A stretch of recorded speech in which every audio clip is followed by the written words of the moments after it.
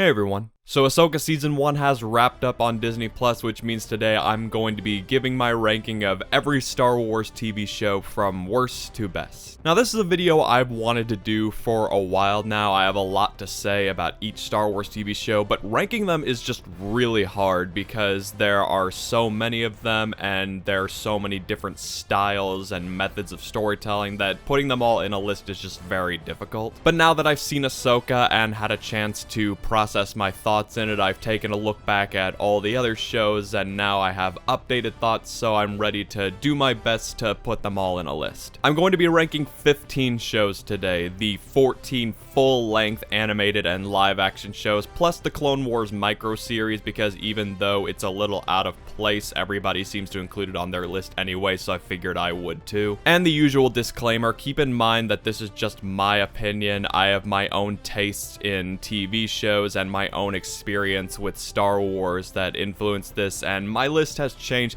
many times over the years and is probably going to again. And as I said, this is a really hard list to make because all of these shows are very different, and don't forget to tell me your ranking down in the comments because I'm sure we all have very different thoughts on these shows. With that said, let's jump into this and see how I rank these 15 Star Wars shows from worst to best. So starting off in last place at number 15, we have Droids. Alongside Ewoks, this was the first attempt at a Star Wars TV show back in the 80s, and in my opinion, it just doesn't hold up very well. I think the title characters are fun. I love C-3PO and R2-D2, and they actually translate surprisingly well to 2D animation, and I actually kind of like how their movements are allowed to be a little more vibrant and fluid this time around. I think that creates some very fun moments. I just think that the rest of the show is pretty forgettable. A lot of the other characters are just uninteresting. The villains are lame. And as weird as this sounds, I think it's this awkward mix of being a silly 80s cartoon while also trying to mix in elements of the Star Wars universe, and I just don't think they always pull that off very well. It has its moments, and like I said, I do like C-3PO and R2-D2. I just don't think they're enough to carry the show, and the other elements just aren't very interesting. At number 14, we have the newest animated series, Young Jedi Adventures. Now, I fully acknowledge that I am not the target demographic for this show. This is very clearly made for young children, and I think in that respect, it actually does its job very well. The animation is very colorful and vibrant. It's fast-paced. It has really good lessons for kids, so I think this is actually a very good way for parents to introduce their young children to Star Wars. So yeah, I am not the target demographic for this, and I fully acknowledge that, but that doesn't change that it's still not my favorite. I actually couldn't really bring myself to finish the entire season. Even though I said it's pretty good for its target demographic, I think it falls into the trap that some other preschool shows fall in, is that they try to make the characters get along too well. Like, I think it's the first episode, and at the beginning they show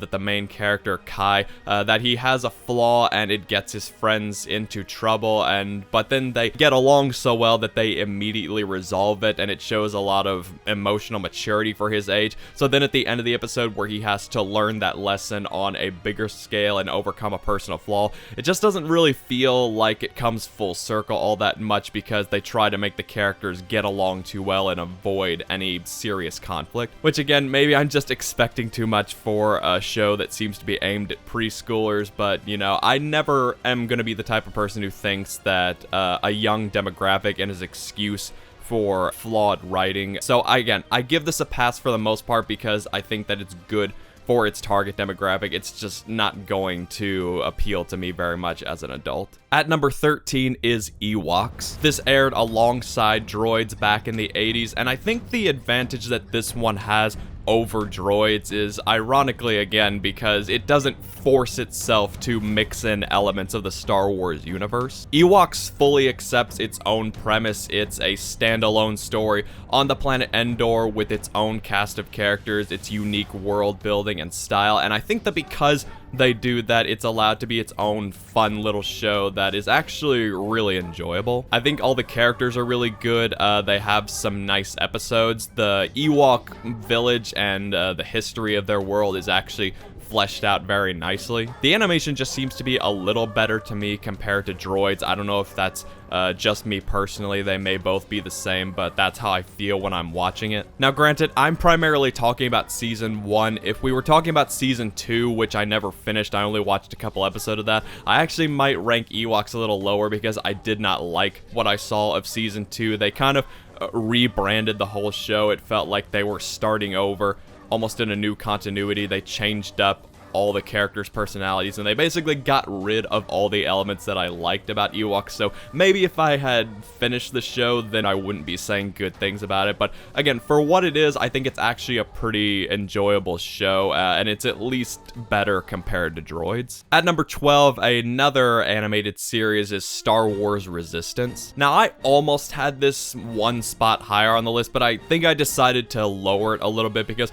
I don't hate this show. I think I've only seen it through once, and then I've rewatched a couple episodes. But the way a lot of people describe Resistance, it's that it's the most forgettable Star Wars show, and I kind of have to agree with that. I rewatched the series premiere recently, and I actually think the premiere is great, and there are great episodes like the Season 1 finale that crosses over with The Force Awakens. I think is very good, and I think I like how the series wrapped up, even though the show got canceled a little early. But again, it's also aimed at a slightly younger audience than some of the other animated shows that I like, and I'm not always crazy about the animation style. I do like how colorful and vibrant it is because I like me some color in Star Wars, and I like Kaz well enough, but I just don't think this series speaks to me as much as some of the other animated shows, so I almost had it a spot higher on the list, but I think I brought it down for that reason because I just don't remember a lot of it. Getting into the live action shows, at number 11 is The Book of Boba Fett. Now, I actually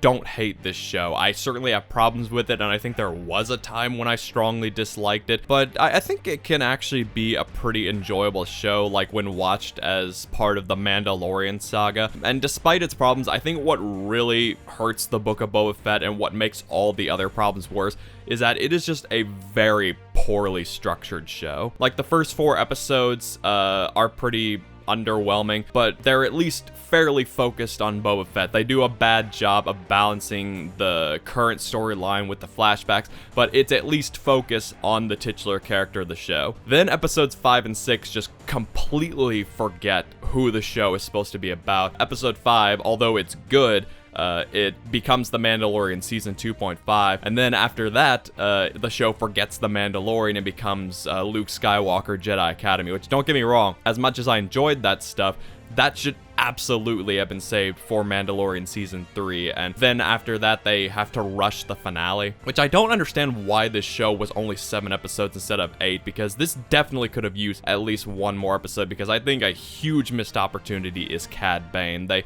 have him show up in the second to last episode, and his live action portrayal is actually very good, but then they don't have time to do anything with him. Like, as a Clone Wars fan, there was a canceled arc where young Boba Fett and Cad Bane were going to team up, and they actually released an unfinished animatic that showed that Cad Bane was the one who shot Boba in the helmet and gave him that dent. There's so much they could have done with that. They could have finally expanded on that, maybe given us a flashback with these two and kind of made us understand their history before they try to kill each other, but because they wasted so much time with stuff that should have been saved for The Mandalorian Season 3, and then they tried to rush the finale, it just kind of falls apart. Boba Fett, I think, can be a pretty enjoyable show, especially if it's viewed as part of the Mandalorian saga, but what really holds it back is that the structure of the season is not good, and that kind of makes all the other problems worse. Getting back to animation for a second, at number 10, we have Genndy Tartakovsky's Clone Wars 2D micro-series. Again, I was debating whether to include this on the list at all because it's technically a micro-series and not one of the full-length shows, so if I include this one, then I should probably include some of the other micro-series that I don't care about, but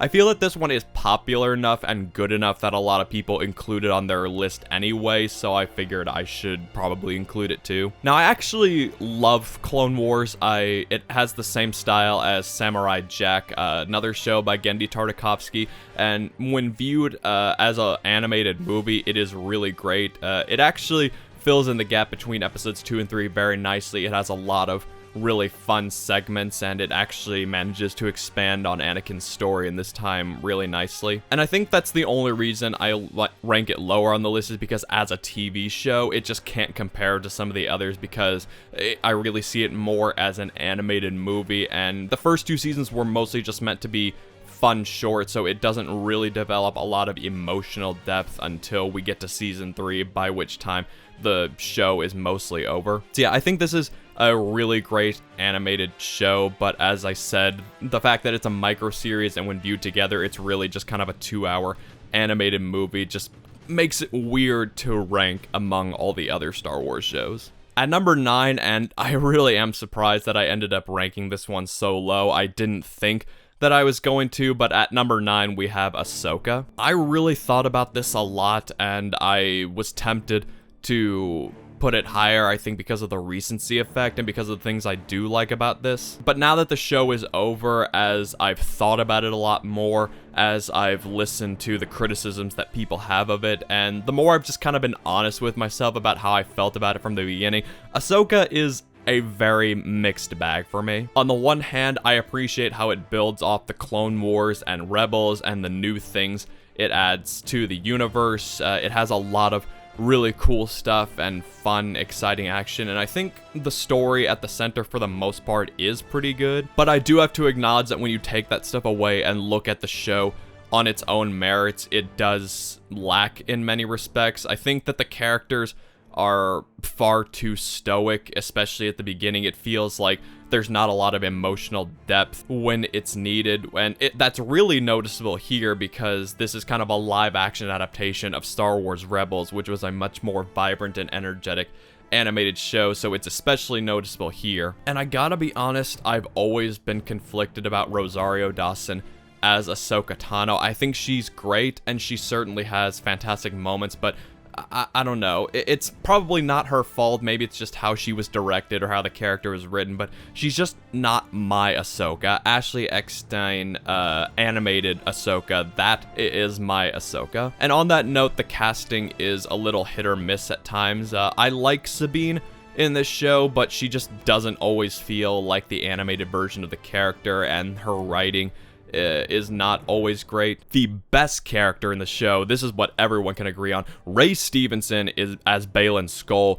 is an absolutely perfect Star Wars villain. His performance is exceptional. He is very reserved a lot of the time, but he's also able to convey so much. And again, everything about the way his character is written and how he's portrayed is everything that a good villain should be. And I like his relationship with Shin Hati, like how even though that they're the villains, they actually have a very interesting master and apprentice relationship, and I actually like how they resolve it. Shows that he's a good master. The lightsaber duels are pretty good in this show, but I will tell you, Baylan Skoll versus Ahsoka is such a perfect duel. I might actually do a video on that at some point. And of course, I gotta mention Grand Admiral Thrawn. Like, I know it's always hard bringing characters into live action, but I actually think they do a really good job with him, and I'm excited to see where that goes in the future. So again, I didn't expect to rank Ahsoka so low on the list.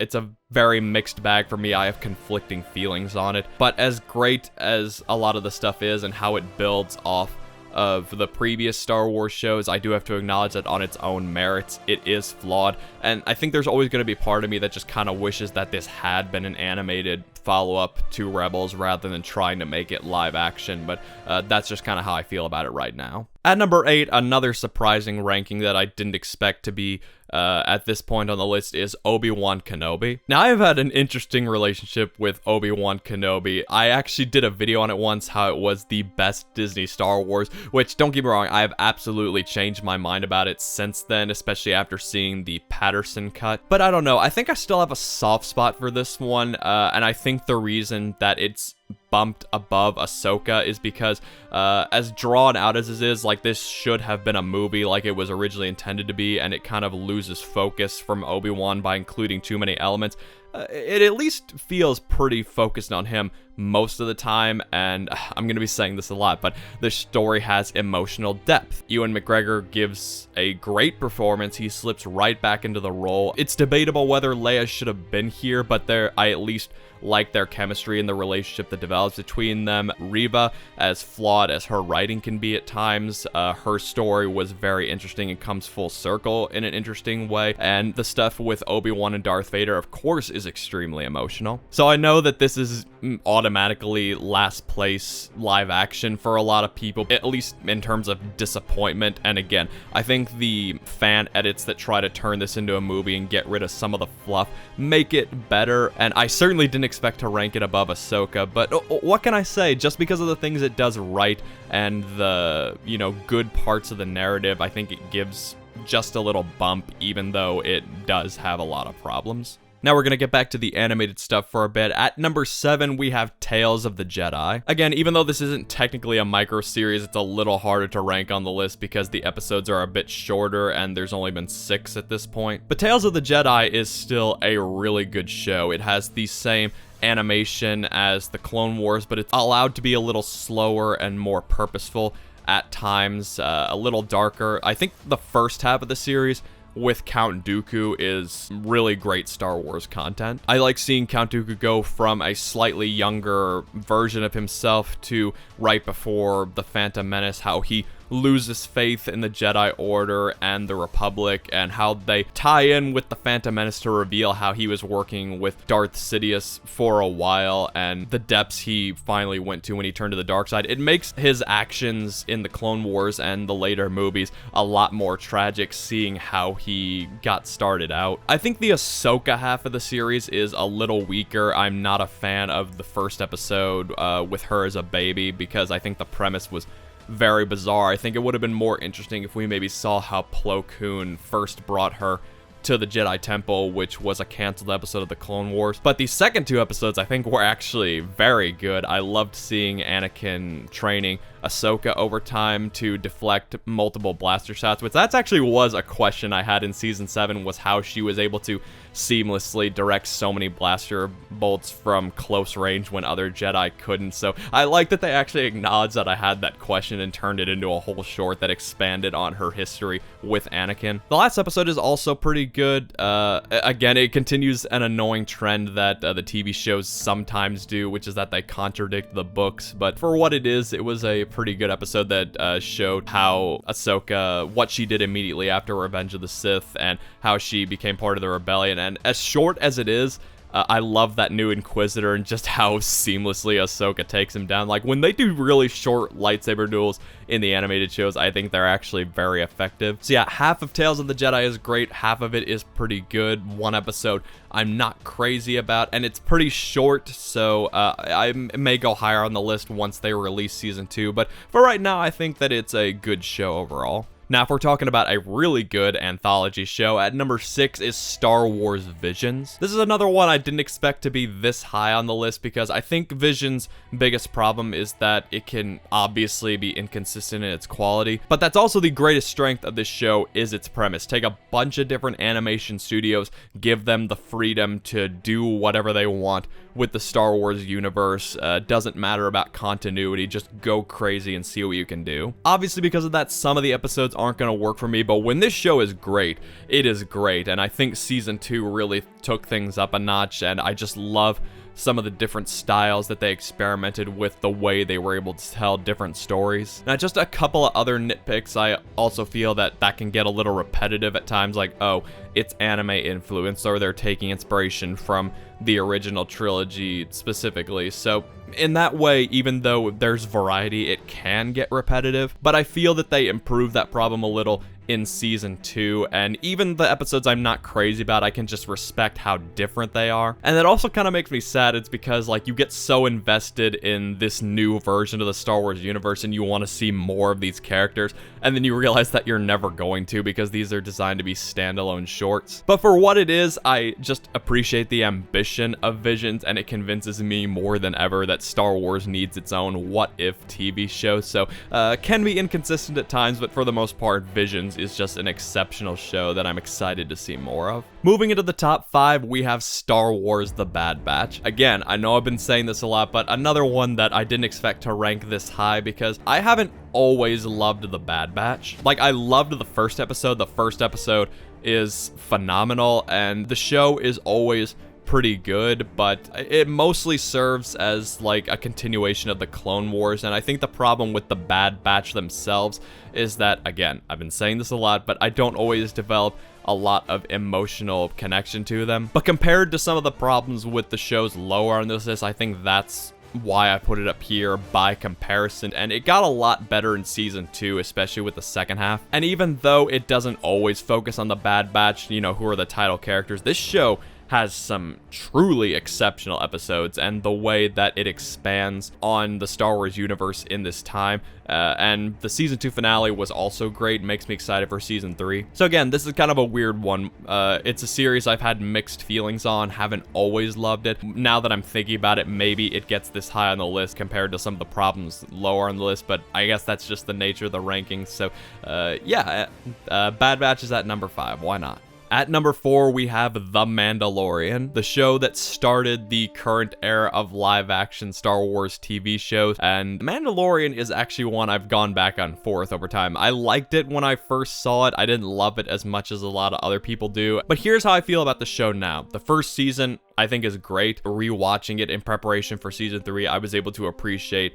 just how good it is from a filmmaking perspective, how refreshing it feels to some other Star Wars content, and the sometimes slow-paced Western vibe, but also with a lot of cool action mixed into it. I think what gives Mandalorian an advantage is that it actually is a pretty good entry point to the Star Wars universe, because even though it starts bringing back more familiar elements as time goes on, Din Djarin is just kind of an ordinary guy in this universe who doesn't know about all this stuff, so you get to experience it from his perspective. I think that's what a lot of newcomers like about it. I think the main story between him and Grogu, a father and a young son on a journey throughout the galaxy, makes for a very touching premise and a lot of good emotional payoff. So yeah, the first season is a really good standalone Star Wars story. I do think it maybe leaned a little too much into fan service in season 2. In fact, I actually have had a big problem with that in the past, but I think I've warmed up to it a little more because it's at least fan service that makes sense. Like, franchises are gonna bring back old elements and have references and do fan service. That's just a given, but good franchises should connect to each other and have characters and storylines that can carry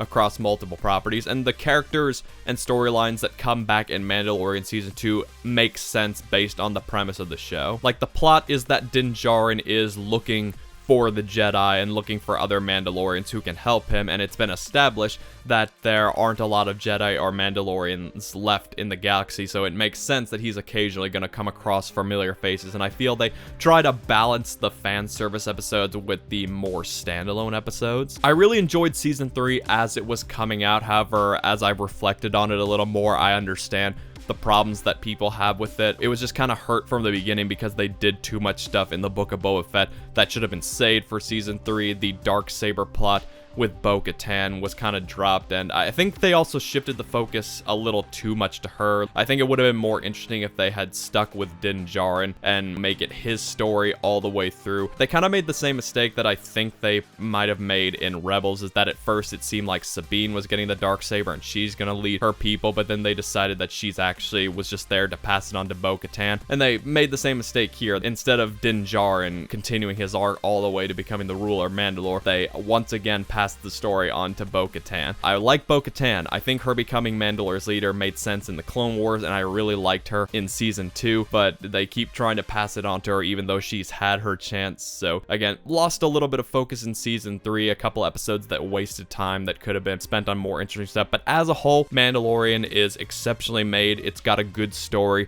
at its core, and it feels very refreshing, especially early on compared to other Star Wars content, because as much as I love keeping up with everything and watching a lot of stuff, it can also be overwhelming at times. So it's refreshing to have a show that kind of goes back to the old days of Star Wars, where it's mostly a standalone story with the guy just making his way through the universe. So Mandalorian is at number 4. But without a doubt, the best live-action Star Wars show at number 3 is Andor. I am so surprised how much I came to love Andor. I didn't really give this show a chance when it was first coming out. I think maybe I watched a couple episodes and then I never really got back into it because, to be fair, it does take a while to get its footing. But Andor is truly an exceptional show, and as weird as it is, I've said this for a couple of others, but it's actually the least Star Wars show, but that works to its benefit. Some Star Wars shows are too dependent on fan service and nostalgia in place of a really good story, but Andor does not have that problem at all. In fact, I believe the creator said that they were actively avoiding fan service, especially in the early episodes, because they wanted the show to stand on its own, and I really appreciate that. The first 3 episodes want you to get hooked on these characters and this situation, and then as the show goes on, they gradually bring in the elements that make sense. Like, once the corporate authorities fail, then the Empire gets brought in. Once the Empire keeps escalating, then they start bringing in familiar faces from the rebellion. So they do bring in familiar elements eventually, but it is what makes sense based on the progression. And I also really like Cassian Andor's character development. Like, they don't have him join the rebellion right away. It's more of a process over time so that he can really struggle and hit his lowest moments, so that by the time he does join the rebellion, he has grown from only looking out for himself and the few people he cares about to, like, actually being a believer in the cause. As a political drama, as a character study, and how it expands on this era of the Star Wars timeline, Andor is just exceptional. Again, it's weird because it's not always the most Star Wars show, but it honors the world by expanding on the rebellion and the Empire, making the conflict even more terrifying and honoring themes that Star Wars has always been about. So I am so excited for Andor Season 2. I think it is an exceptional show that I did not expect to love as much as I do, but it is easily the best live-action Star Wars TV series that we have gotten. Alright, here we go. At second place, we have Star Wars Rebels. I don't know if having Rebels this high on the list is a hot take or not, but what can I say? I have some bias for Star Wars animation, and Rebels is just a really great show. It can be inconsistent in its quality at times, but I think this is one of the best Star Wars stories as a whole. Like, it has enough episodes to where it goes on for a while and you can really connect to the story and the characters over time, but they decided to end it at the proper time. Each season feels like a clear act in the story, so it feels very satisfying as a whole. I absolutely adore the characters. I love the Ghost crew. Ezra's story is engaging. Kanan is a great Jedi. I could go on about all the other characters. This is one of the best Star Wars families. I love the tone and the action. The early season especially really harkens back to the fun and lightheartedness of the original trilogy, better than really any other Star Wars content we've gotten under Disney. I love the first season because, again, it stands fairly well on its own, and then I really like season 2 and how then it starts to connect to the Clone Wars. I haven't seen season 3 as much in a while, so maybe I'll like it a lot more if I go back, and I think for a while I didn't rewatch season 4 for some reason, but recently I was watching season 4 episodes in preparation for Ahsoka, and I realized just how good season 4 really was. So I feel once I go back and watch Rebels again, I'll be singing its praises even more. So yeah, there's just so much Rebels does right. It feels like a very cohesive story as a whole. It starts out as a really good throwback to the original trilogy, but then develops into its own thing and brings a lot of great stuff into the Star Wars universe, while also builds well off of the Clone Wars. And overall, it's just a really good story with characters that I love, that is just a great addition to the Star Wars universe. So yeah, I like Star Wars Rebels, and it's my number 2. And finally, at number 1, we have The Clone Wars. I really don't think there was anything else I could have picked for this top spot. I have loved The Clone Wars ever since I was 10 years old. The Clone Wars movie was actually the first Star Wars movie that I saw in theaters, and while it's certainly not my favorite Star Wars movie, that was just very cool as a kid. And then I remember watching this as it premiered and pretty much following it on and off throughout its entire run, and when they finally brought it back for a 7th season to wrap up the story properly, I was so excited. Although the Clone Wars took a while to really reach its full potential, and because it's a long anthology series, some of the episodes are going to feel like filler and not be as great, but for all the lows of the Clone Wars, the highs